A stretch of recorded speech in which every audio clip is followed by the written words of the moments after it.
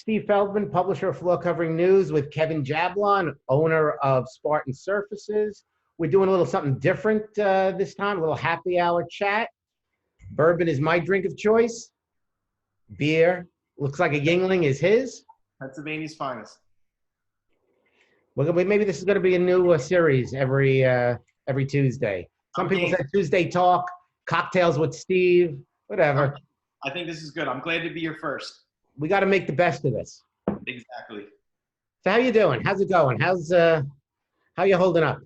We're holding up pretty good. I think like everybody, the first week or two was culture shock.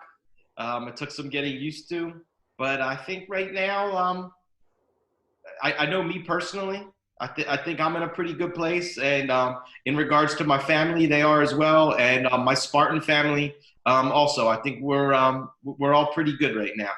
Knock on wood. Gaining weight or losing weight? I would say maintaining, but that's not a good thing for me. It needs to go the other way. But I would say maintaining. Eating more or drinking more? Let's put it this way. Wine.com has been delivered to this house more than Amazon. So if that answers your question. I think it's the same. There are days I don't have anything to eat until dinner, but I certainly have a couple of these before I ever have any solid food. How you passing the time? Well, I mean, I'm definitely busy. I would say Spartan is unique. We're spread out amongst 30 states. We have multiple divisions within our company. Zoom calls is really how I'm passing the time. From the time I wake up to the time I go to bed, whether it's personal or mainly professional, I'm on a Zoom call. It could be a Zoom company happy hour with 100 people. We've done that. Different private rooms you get to go into. We split you into rooms of 8. It could be joining one of my reps on happy hour with a design firm.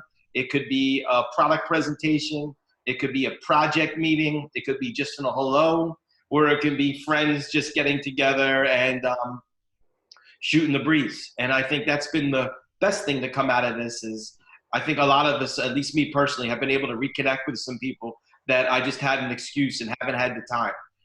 So I've definitely been able to reconnect with old friends inside and outside of the industry. Family too? Well, you know, we're a pretty cohesive unit. So family's always pretty much in check. Gotcha. You know, you're like me. You know, we're both very active. We both travel a lot. That's been taken away from us. You know, we're different. You have a family of 4. I'm a single guy. How do you get bored? Well, I have a family of 6, 4 kids. So between the ages of 9 and 17. So no matter what, there isn't a lot of days where I can say I'm bored. And, you know, we have a company with, you know, 110 people. So between that, between long-term planning, between trying to figure out where my junior in high school is going to go to college, I would definitely say I'm not bored. I'm going to say that I have plenty to do every day. If I held up my to-do list for today, it's full. So, I mean, I have a lot going on, but it's a different lifestyle when you're not checking in and out of hotels, in and out of airports, in and out of Amtrak stations. It's hard for me to be in a routine, which I'm usually in. You would think it would be easier, but it's the opposite. Mm-hmm. What's the most exciting thing you've done over the last month?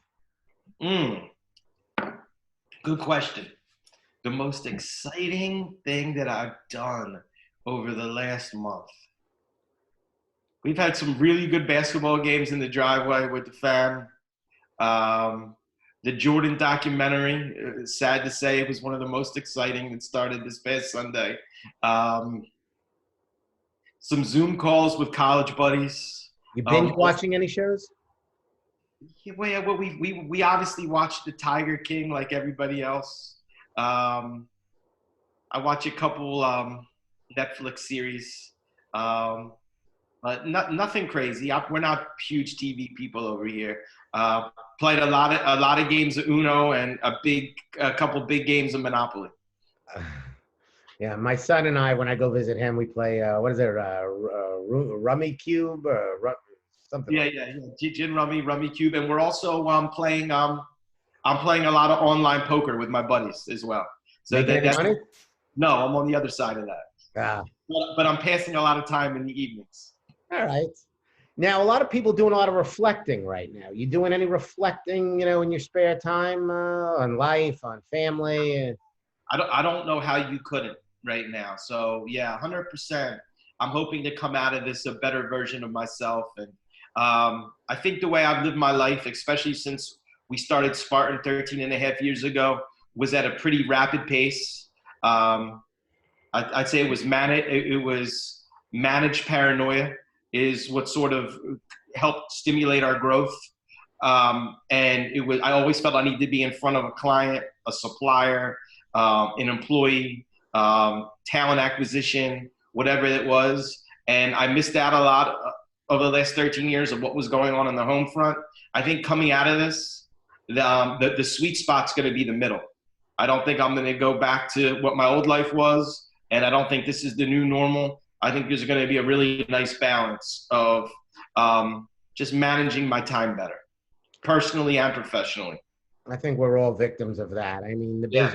my business has been about 50% of my life, maybe sports, another 30%, and about 20% restaurants and bars. So you've taken everything away from me. What advice would you give someone like me? I think, first of all, I don't know if I'm the right person to give anybody advice, but I think just to manage your highs and your lows. I think that it's probably never as great as we believe it to be, and it's never as dire where we might think we are at times. And I think just to try to maintain that level of even keelness, whether you achieve that through meditation, a nice glass of Angel's Envy, exercise, work, however you sort of achieve that mental balance. I think that's the key, and just try to stay in the middle. Let's talk a little bit about business for a second. Tell me about what changes you've made in your business right now, where you're seeing opportunity, and most importantly, when this is all said and done, obviously the country comes out in phases. You're in 30 states. You're going to have states that come out maybe within a week or two, and some states that don't come out for a couple of months. Where do you see the opportunity now and going forward? Well, first, I'll sort of tell you what got us to this point. I have an unbelievable leadership team, amazing leadership in my senior management. So all decisions within the company are coming from multiple people. I don't have an outside board at this time. So everything we do is as a collection of leadership, getting information from everybody within the company. So when we realized COVID was real, we knew it was going to affect our business negatively. How couldn't it? So we went right away, and out of 110 employees, we furloughed about 15% of our staff. We furloughed them right away, and we got creative in terms of a lot of our employees' compensation. I communicated that to everybody via a Zoom call about a month ago and told them that we would come back middle of May and sort of reassess.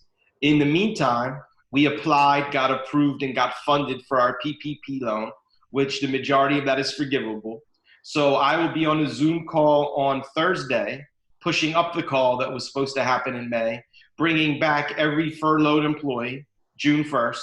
They're all coming back at least by June 1st, some between now and then, but every furloughed employee, and pretty much giving all of that creative, all of the creative ways that people took pay cuts and whatnot, pretty much where the majority of the company is getting everything back. A matter of fact, they never even lost $1 because by the time it was supposed to kick in, we had already been approved and funded for our PPP. So we literally feel great that we didn't disrupt the lives of our employees for more than a month or two.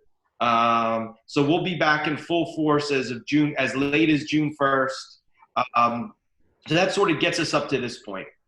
We track a lot of measurables in our business, whether it's the orders, the amount of orders, sample requests, quotes. Our orders have definitely taken a hit since mid-March. We're probably down about 25%.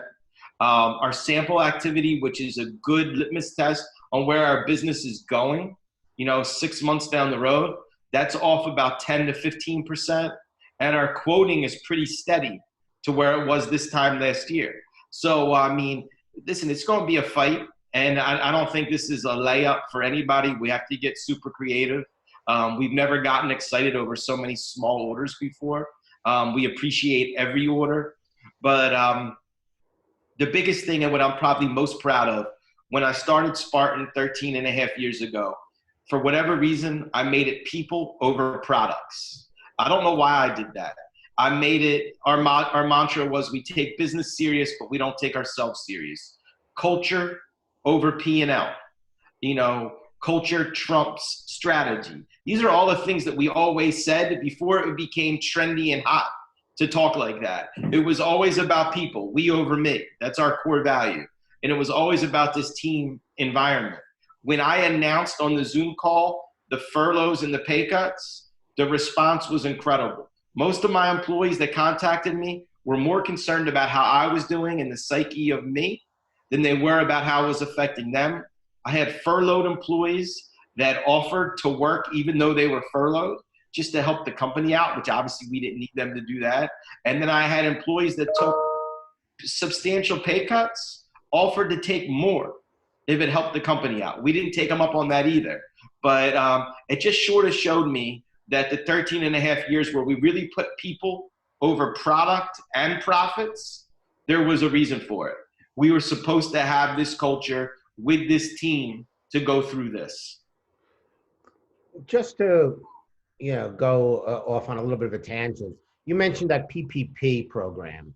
I know a lot of people that applied, retailers, other people in this industry, even us, and they had a hard time. They may have gotten approved, but the funding ran out prior to them getting their bank accounts getting funded. How do you think you were able to get that done? And what advice would you give to, say, a floor covering retailer or anybody in the floor covering industry that has applied for this PPP but still has not, received any money? Well, first and foremost, not everybody has the luxury of having a CFO, let alone a great CFO. So I had a CFO who literally dropped every other responsibility that he had to dive right into this PPP. So he immersed himself in it. A lot of business owners especially people I'm friends with in the industry and outside, don't have that luxury. So they had to do it on their own. So the fact that I had somebody that was on my staff that was able to put 95% of their day into it. And then we had really great communication with our bank. I think there was also some luck involved, but I think we have really good communication with our bank, with our banker. Shout out to M&T. They did a great job for us. But I think just really good communication, great CFO, and then obviously some luck had to, play. Obviously, when you're talking about this, there has to be some good karma that comes your way. You know what they say, it's better to be lucky than good. Well, if that's the case, we've been a lot more lucky than we have been good over the 13 years. Kevin, what are you doing right now to help some of your customers? Well, right off the bat, we offered all of our customers extended terms. So if anybody, we know cash is going to be tight. If anybody needs longer to pay their bills, we got in front of that, whether they asked for it or not. We obviously are supplying a lot of the flooring, or at least a good bit of flooring for COVID centers. Doing 2 in DC, working on 1 in Oregon right now, working on 1 in central Pennsylvania, 1 in Baltimore, and we're discounting material tremendously, not just us, but our manufacturers as well.